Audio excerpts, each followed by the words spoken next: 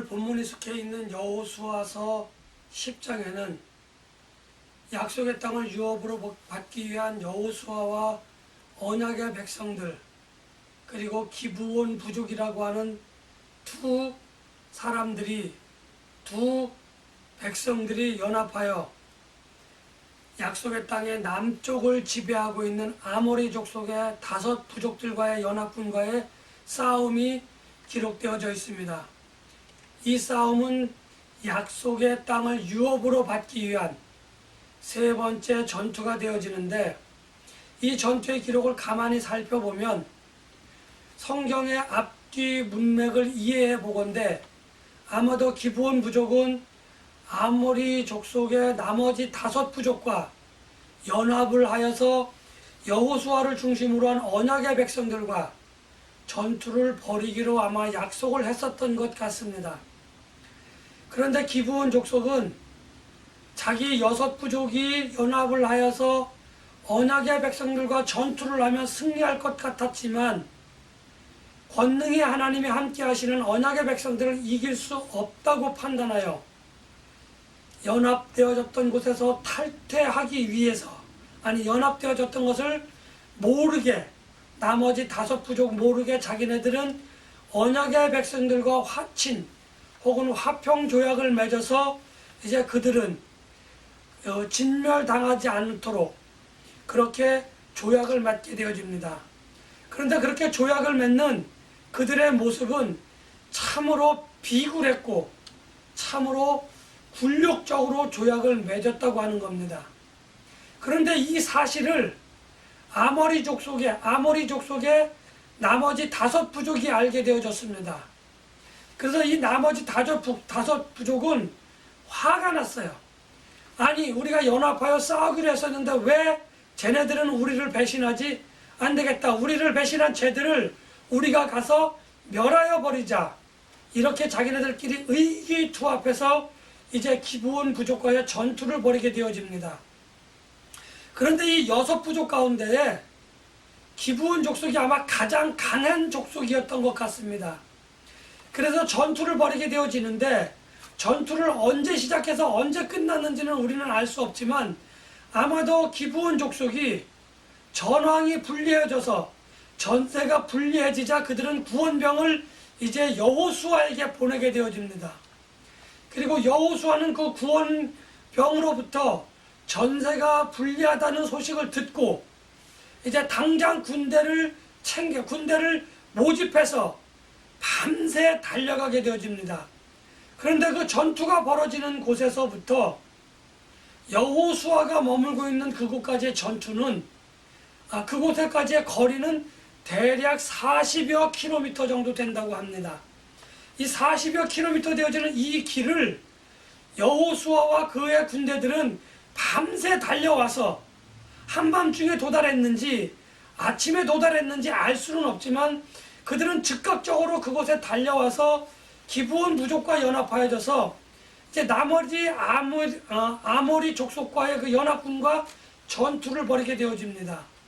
전투를 벌이게 되어지는데 얼마간의 전투를 벌였는지 또 그 시간은 알 수 없지만 아마도 해가 뉘엿뉘엿 넘어가는 저녁 시간이 되어졌던 것 같습니다.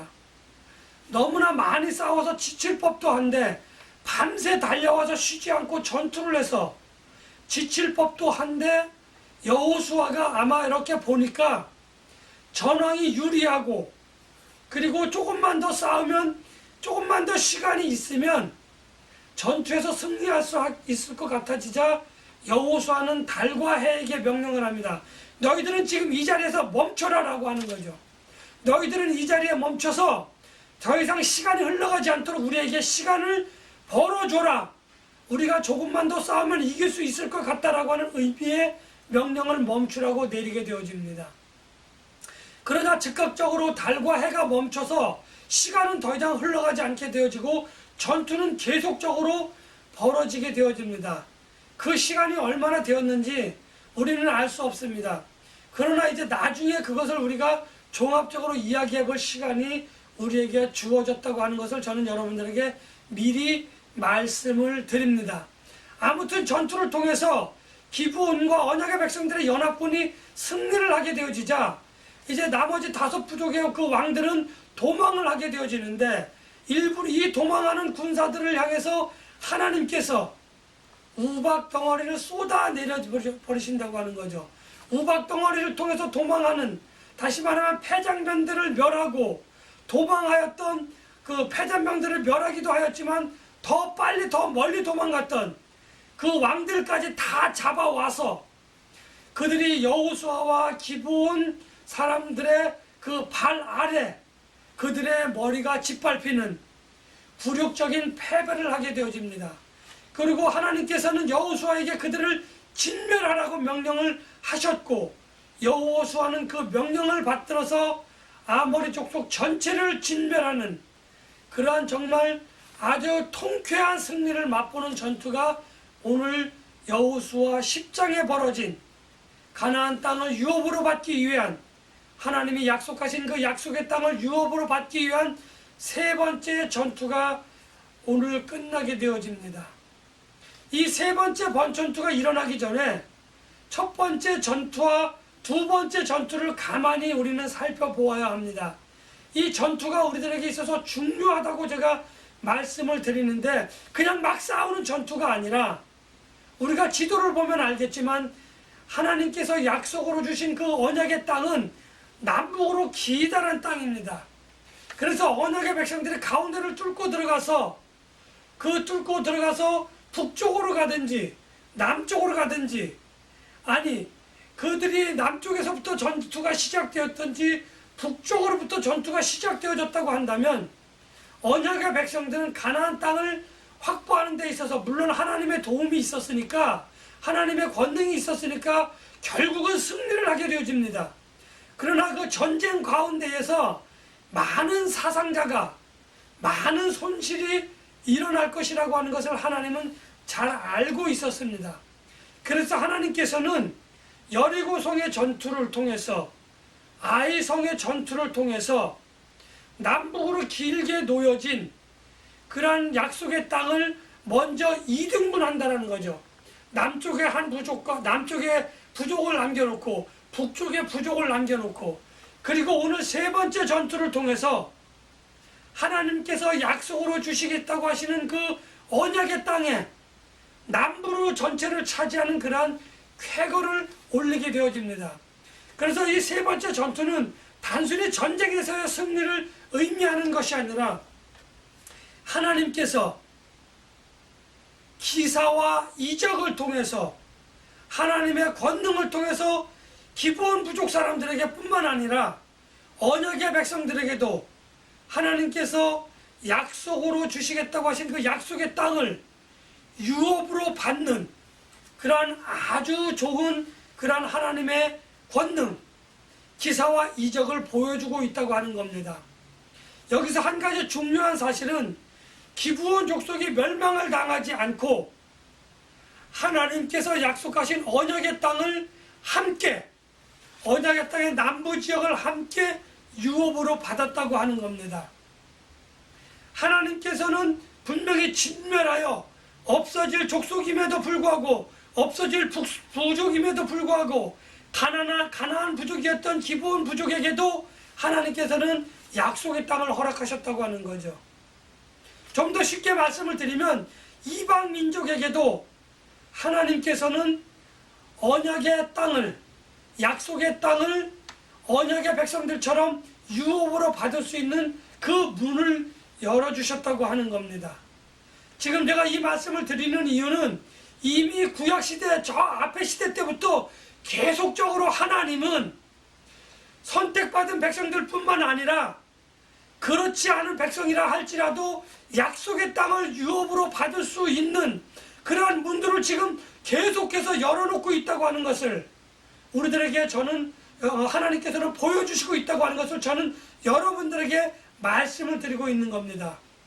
그러니까 약속의 땅을 유대 족속만 차지할 수 있다, 약속의 땅을 유대 족속들만, 선택받은 백성들만 찾을 수 있다고, 가질 수 있다고 이야기하는 선민사상은 이미 끝난, 이미 다 그 무효화된 그러한 하나님의 부르심이라고 하나님의 그 부르심이라고 하는 것을 저는 오늘 여러분들에게 말씀을 드리고자 하는 것입니다.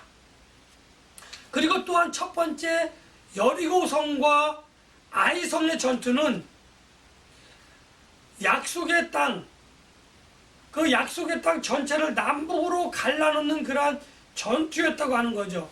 왜냐하면 남쪽부터 먼저 들어갔다든지 북쪽으로부터 먼저 들어갔다고 한다면 이 응원군, 다시 말하면 지원군들이 계속적으로 올 수 있는 조건을 가지고 있었기 때문에 싸움이 하나님이 함께 하시기는 하지만 힘들고 어려운 싸움이 될 수도 있겠구나 하는 것을 우리는 생각해 볼 필요가 있다는 거죠. 그래서 하나님께서는 약속의 땅을 남쪽 지역과 북쪽 지역 둘로 나눠 놓고 그 가운데에 남쪽 사람이 북쪽을 지원할 수 있는, 또는 북쪽 사람들이 남쪽을 지원할 수 있는 그 길을 차단을 해놓고, 또 아모리 족속의 5 그러한 그 부족의 연합군이 제일 강한 기브온 부족과 싸울 수 있도록 하나님께서 그렇게 조건을 만들어 놓으셔서 아모리의 5 족속이 가장 강한 그 기브온 족속과 싸움으로 인해서 어느 정도는 그들의 전투력이 상실된 상황 속에서 하나님의 언약의 백성들이 그들과 전투를 벌이도록 하심으로 인해서 많은 사상자를 내지 않고 조금 쉽게 그렇게 그 전투력의 상실과 또 하나님의 기사와 이적을 통해서 완전하고 완벽하게 제압할 수 있는 그런 모든 조건들을 하나님이 만들어 놓으셨다고 하는 겁니다. 마치 아이성과 여리고성의 전투는 우리가 쉽게 이해한다고 한다면 인천 상륙 작전과 같은 허를 찌르는 그러한 하나님의 전략과 전술이었고, 그 전략과 전술을 통해서 북쪽으로부터의 지원군을 끊어놓고 남쪽에 있는 그 강한 전투민족이 어느 정도 전투력을 상실한 이후에 언약의 백성들이 그 전투에 동참함으로 인해서 조금 더 쉽게, 조금 더 빠르게 하나님의 명령을 지킬 수 있는, 하나님께서 약속하신 그 약속의 땅의 남부를 차지할 수 있는 그러한 용이한 조건들을 하나님께서 이미 만들어 놓으셨다고 하는 것을 우리는 기억하고 그 싸움을 기억해야만 할 것입니다. 이스라엘과 기브온 부족의 연합군이 아모리 족속의 5 부족의 연합군을 패퇴시킬 수 있었던 것은 기브온 족속이 싸움을 잘해서도 아니고, 언약의 백성들이 싸움을 잘해서도 아니고, 여호수아가 달과 해에게 명령을 내려서 시간을 벌어서도 아닙니다.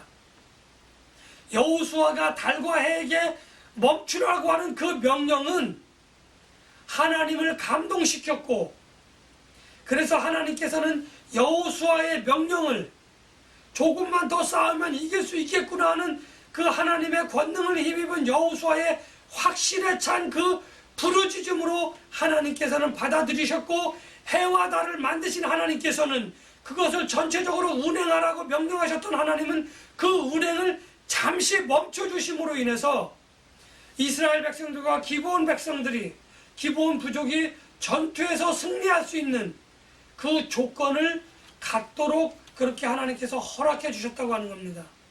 그리고 이제 패퇴하여 도망가는 5 아모리 족속들에게 하나님께서 우박을 내리시는 기사와 이적을 통해서 하나님께서는 그들을 완전하고 완벽하게 진멸해 주셨다고 하는 것을 오늘 우리는 이 3번째 전투를 통해서 알 수 있는 겁니다. 그러나 무엇보다도 가장 중요한 이 3번째 전투가 저에게 주는, 여러분들에게 주는 그 의미를 저는 아직 여러분들에게 말씀을 드리지 않았습니다. 우리는 세상을 살아가면서 하나님의 백성으로서 내가 원하든 원하지 아니하든, 또 알면서 또 모르면서 우리는 하나님의 권능의 도움을 받고 있고, 하나님의 은혜와 하나님의 기사와 이적을 우리는 그렇게 체험하며 살고 있는데, 그것이 무엇인지 우리는 잘 알지 못합니다. 그것이 어떤 상황에서 이루어졌는지, 어떻게 나에게 그것이 벌어졌는지 우리는 잘 알 수 없는 겁니다. 우리는 이 기사와 이적, 하나님의 권능에 힘입은 기사와 이적이 오늘 나에게, 오늘 여러분들에게 이루어졌다고 하는 것을 우리는 알 수 없습니다. 그렇죠? 세상에는 많은 사람들이 지금 이 시간에도 죽어나갑니다. 그런데 우리가 그 죽어가는 사람들 가운데에 속하지 않고 즐겁고 기쁜 마음으로 하나님께 예배를 드린다고 하는 그것이 우리들이 일반적으로 느낄 수 없는 하나님의 기사와 이적이라고 하는 거죠. 좀 섬찟한 말씀을 드린다고 한다면, 오늘 우리가 예배하기 위하여 길을 건너고 예배하기 위하여 운전하고 이곳저곳으로 오다가 얼마나 많은 사람들이 교통사고로 죽는지, 물론 그들이 예배를 드리려고 오는 사람들도 있었던가 하면은 놀러 가기 위하여 그들이 그렇게 운전을 하고 가다가 많은 사람들이 그렇게 그 죽음을 맞이하는 그러한 상황에 놓이기도 한다고 하는 것을 우리는 그냥 단순한 교통사고로 이해할 수밖에 없습니다. 그러나 우리는 그것이, 우리가 그 속에 속하지 않았다고 하는 것이 하나님의 은혜이고 하나님의 권능의 보호 아래 우리가 있었다고 하는 것을 우리는 잊기 쉽습니다. 또 하나님의 나라를 유업으로 받기 위한 그 언약의 백성들과 기본 그 부족의 처절한 싸움은 사실은 그들이 싸우고 있었지만 하나님께서 그들을 대신해서, 그들이 싸운 것이 아니라 하나님이 그들을 대신해서 전투를 벌였다고 하는 사실을 그들은 망각해서는 안 됩니다. 우리가 세상에서 힘들고 어려운 상황 속에서 하나님의 말씀을 부여잡고 악한 세력과 싸우기 위해 노력하고 힘쓰고 있지만, 그 싸움은 내가 싸우는 것이 아니라 하나님이 친히 우리를 대신해서 하나님의 군대 장관을 보내주셔서 하나님께서 먼저 싸우고 계시고 있기 때문에 우리는 그러한 전투에서 하나님의 말씀을 믿고 따르고 나아가기만 하면 필연적으로 승리할 수밖에 없는데, 우리는 내 지식을, 내 경험을, 내 이성을 가지고 자꾸 싸우려고 하니까 우리는 그 싸움에서 승리할 수 없는 그러한 필연의 패배를 가져온다고 하는 거죠. 그리고 난 후에 우리가 하나님께 고백합니다. 천부여 의지없어서 내가 손들고 나오니 주님 나를 박대하지 마시옵소서 라고 이야기합니다. 내가 손들고 나온 것은 내가 모든 것을 가지고 다 해봤지만 안 되더라 라고 하는 나의 연약함의 그러한 고백이기도 합니다. 제가 가끔 늘 예를 들지만 갈릴리 호수에서 풍랑을 만난 베드로와 12제자의 삶의 모습을 바로 저와 여러분들의 삶의 모습이라고 하는 것을 압니다. 우리가 그 문제를 빨리 해결하기 위해서는, 우리가 그 문제에서 상처받지 않고 힘들지 않고 해결하기 위해서 우리는 어떻게 해야 된다? 하나님께 기도해야 합니다. 주여, 우리가 죽게 되어졌는데 주무시겠습니까? 일어나서 이 문제를 해결해 주십시오. 물론 우리가 그 문제를 당하는 것을 하나님은 알고 있습니다. 하나님은 그것을 보고 계십니다. 그럼에도 불구하고 우리가 이 문제를 어떻게 해결하시는가, 우리가 어떻게 그 문제를 해결하기 위하여 노력하는가 하는 것을 하나님은 가만히 살펴보고 있다고 하는 겁니다. 우리가 하나님께 부르짖고 하나님께 그것을 다 내어놓고 하나님이 우리에게 그것을 해결해 주시기를 원하실 때에 하나님이 한 말씀 하십니다. 너희는 가만히 있어라. 내가 너희의 주되심을 너희는 잊었느냐? 내가 모든 것을 다 해결해 주실 것이다. 그러니 너희는 가만히 있어라 라고 하는 것이 하나님의 응답이고 하나님의 해결책이라고 하는 것을 우리는 잘 깨달아야만 합니다. 이제 기브온 족속은 언약의 백성들과 손을 잡았습니다. 그리고 전투에서 다 죽어가던, 진멸되어져 가던 기브온 족속들은 언약의 백성들과 함께 하시는 하나님의 권능으로 말미암아 기세와 회생하였고, 그 불리한 전투에서 역전하여서 그들은 승리를 하였던 겁니다. 그들은 어떻게 하면 자기들이 살아남을 수 있는지 그 방법을 잘 알고 있었습니다. 그들도 자기의 힘과 능력으로 처음에는 이길 수 있을 것 같은 전투에 참여하였지만 그들은 그 전투에서 끝내 승리하지 못하고 마지막 때에, 진멸당하기 마지막 때에 12제자가 예수님을 깨웠던 것 같이 그들은 하나님의 사람들에게 달려갑니다. 하나님을 대신하고 있는 하나님의 군대 장관이 함께하고 있는 언약의 백성들에게 달려가서 구원을 요청합니다. 그리고 그들은 구원을 받았습니다. 기브온 부족들은 어떻게 하면 구원을 얻을 수 있는지 그 방법을 이 전투를 통해서 확실하게 깨달았다고 하는 겁니다. 그들은 하나님과 손을 잡았고 하나님의 백성들과 손을 잡고 교제하면서 함께 하나님의 권능을 힘입으며 승리하는 그 승리의 삶을 그들은 쟁취하였던 겁니다.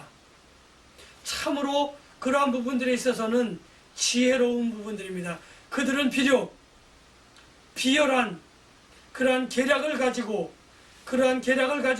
사람들을 속이며 하나님을 속이며 그렇게 언약의 그 화친 조약을 맺었지만, 화평의 조약을 맺었지만 결국 그들은 이 화평 조약을 이용해서 오늘 진멸당할 위기에서 기사회생하고 역전하여 승리하여 그들은 목숨을 부지할 수밖에 없었다고 하는 것을 저는 말씀을 드립니다.